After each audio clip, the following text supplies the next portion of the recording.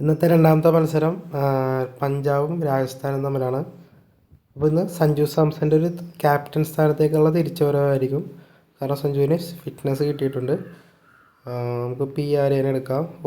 P സിംഗും കഴിഞ്ഞ കളി സൂപ്പർ കളിയായിരുന്നു, അവനെ എടുത്തേക്കാം. മധേരെ എടുക്കാം, അവൻ സബ്സ്റ്റിറ്റ്യൂട്ടായിട്ട് വന്ന് കളിക്കും. നമുക്കിനി ജുരലിനെടുക്കാം, സലങ്കനെടുക്കാം. ഇനി ബോളേഴ്സ് സന്ദീപ് ശർമ്മ, തീഷ്ണ, ശശാന്ത് സിംഗ്, സാംസൺ, നിതീഷ് റാണ.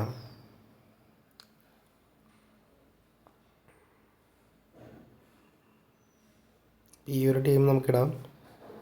ക്യാപ്റ്റൻ നമുക്ക് സഞ്ജു സാംസനെ ക്യാപ്റ്റനാക്കാം, വൈസ് ക്യാപ്റ്റൻ സലങ്കേനമാക്കാം. രണ്ടും രാജസ്ഥാനായി പോന്നാലും കുഴപ്പമില്ല. അപ്പോൾ ഇന്നത്തെ കളി എന്താവുമെന്ന് നോക്കാം. 49ൻ്റെ ജോയിൻ ചെയ്യാം.